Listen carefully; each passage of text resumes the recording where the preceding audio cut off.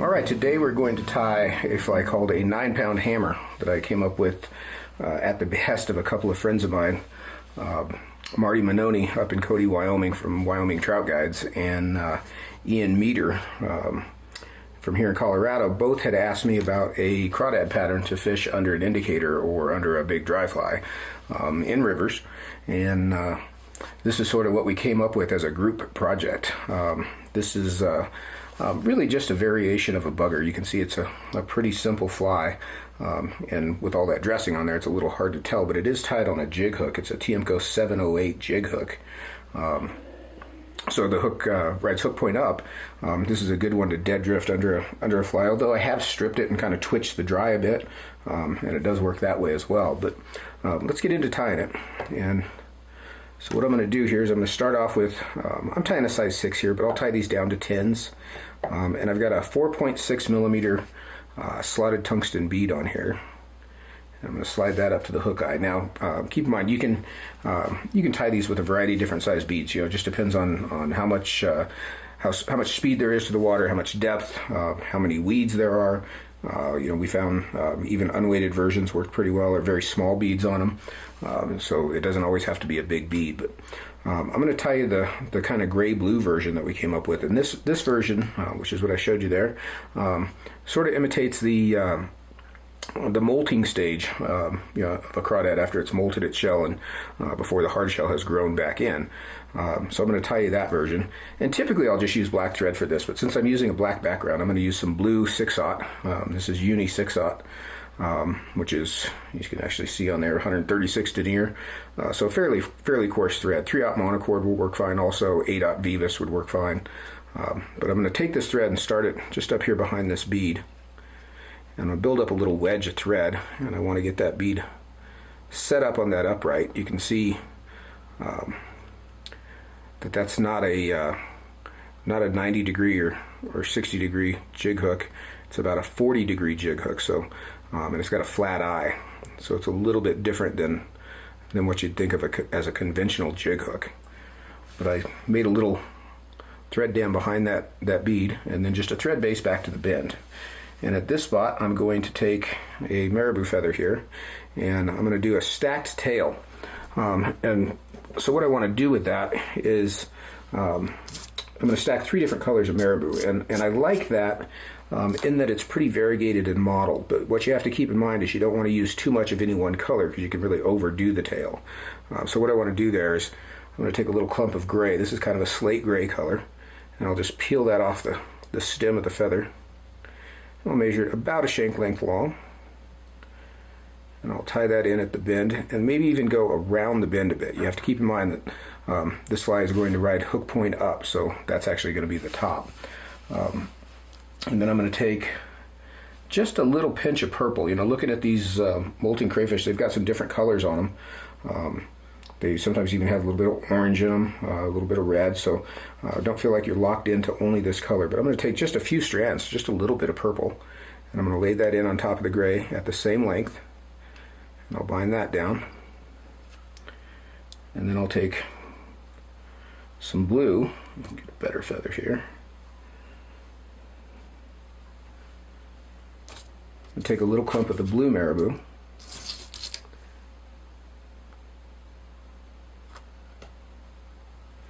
and bundle that up, and that's about the same size as the first bunch of gray, so you can see the purple's just sort of an accent.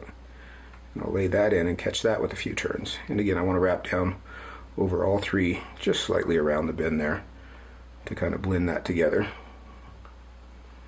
And then I'll lift all these butt ends up and just bring my thread up to just behind the bead, and then tie those butt ends down again. The reason I do that is it just builds some bulk on the shank and keeps the shank an even diameter. It'll save me from having to use quite so much dubbing when we get to that point. I'll cut those butt ends out. And then I'm going to take 2 strands of blue Flashabou. And I'm going to leave my thread hanging just in front of the hook point here, and I'll catch these at the center of their length. And I'm going to wrap back over them, keeping that bunch on the far side of the hook.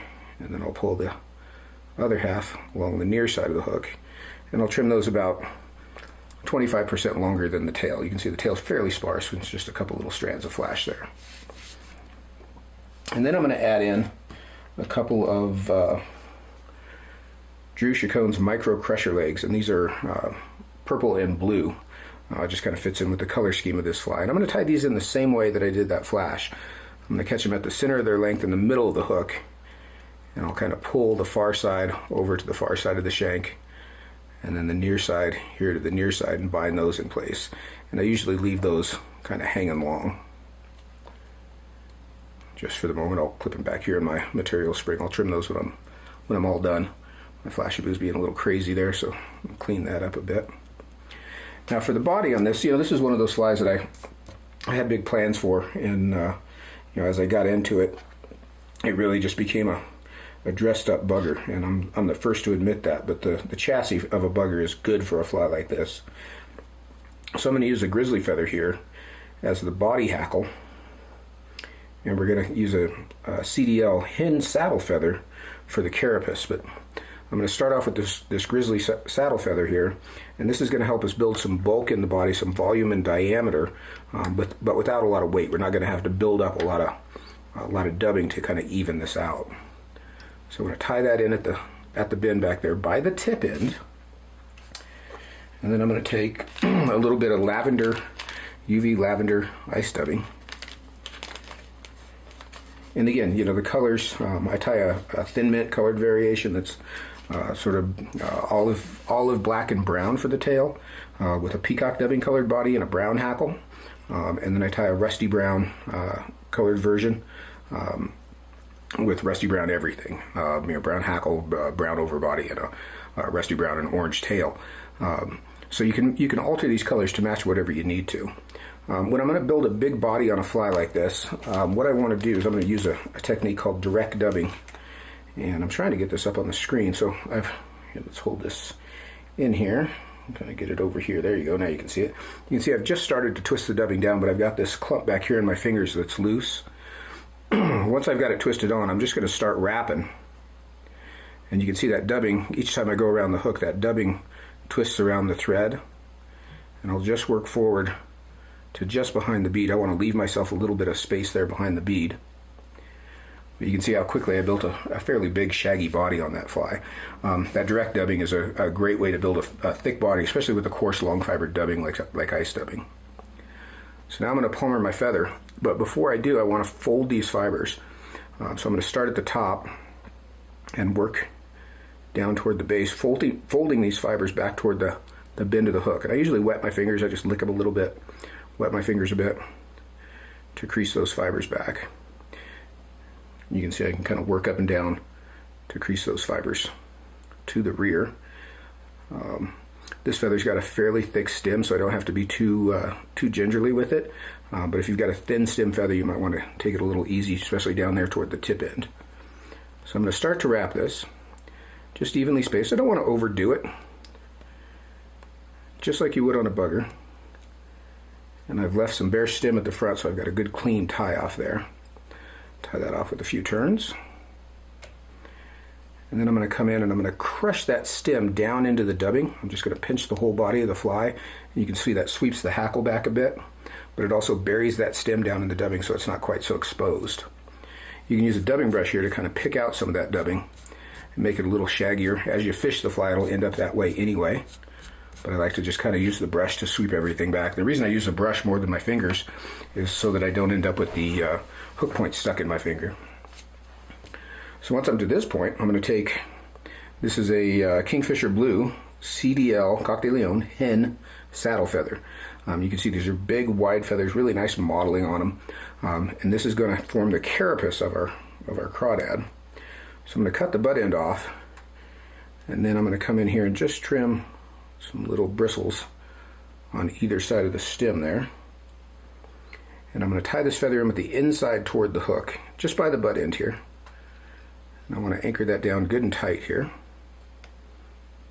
You can see I've left a little bit of space there behind the bead on purpose. And I'll lift this feather up, and this is the inside of the feather that you're seeing. And I'll fold it the same way. Now these feathers are a lot softer than that saddle feather we use for the body hackle, so these fold a little bit easier. But basically this is just like a big wet fly style collar. And I want those fibers to come all the way back. You can see how they extend all the way back to the bin, maybe even slightly past.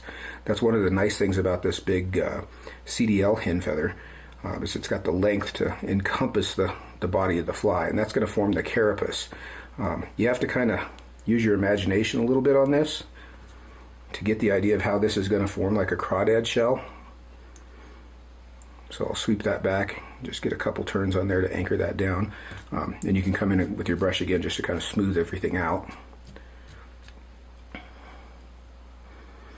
Now this would be the claw end of the crawdad. Give you an idea from there how that's going to form our shell around the body. And then we're going to add a couple more legs. This is the same purple and blue micro crusher legs. And I'm going to tie these in just behind the bead here and kind of pin a couple of them along the far side, and I'll fold the other two along the near side and pin those down with a few wraps. And I want those sort of widespread. I want those to dangle and move. This is not a fly so much made to be retrieved as it is to be drifted, so we want some movement out of that. I'll just clip those back in my material spring for the moment so that they're out of the way. And then I'm going to cover this little neck here just with another small pinch of that same dubbing, and I'll just put this on in the normal way. Just a tight little noodle. And we are going to brush this out, but I want to put it on pretty tightly, and I might want to overdo it a little bit because when I brush it out it'll lose some of its volume, and you can see how I can sort of tame that collar down with those wraps of dubbing. And as I run out of dubbing, I want to be right up behind the bead. And then I'll come in with my whip finisher and just let the wraps of the whip finish slide off the back of the bead and sort of sink underneath that dubbing collar. So now I can trim my legs and my antennas. And I like to leave the legs kind of long. Trying to get you a measurement here. I usually cut them under the vise, but I'm going to say just short of the end of the tail. I'm going to try not to cut anything that doesn't need cutting. And then the antenna just a little bit, again, 25% longer than the tail. But I don't want to cut these all to the same length, so I'm going to kind of come in and cut these at random lengths just so it's a little bit more broken up. And the idea being that we've got sort of a crawdad silhouette. We've got the right colors, especially when this fly is sort of slicked down in the water. You can kind of see where his shell would be, and the claws back here at the back end. So it takes a little imagination, but a lot of the best flies have that. They don't immediately appear as what you think they should, but they look like that to the fish. So I'm going to brush all that back and kind of get them swept back. And that's our 9-pound hammer. That's been a fun one. I fished this up on the Bighorn in Wyoming this last summer with Marty. We caught a lot of nice fish on it. There's some big fish in there, and as we've been sort of experimenting with this pattern, I've been fishing it in other places as well, and it's surprising how many rivers have a pretty good population of crawdads. So it's something not to be forgotten about. Also a good carp fly. Smaller bead, obviously, so you don't bomb it on their head, but this can be a really good carp fly as well. So that's our 9-pound hammer. I hope you enjoyed it. Twist some up, get some materials, sit down and get to work, and be ready for the summer. Thanks for watching. We'll see you next time around.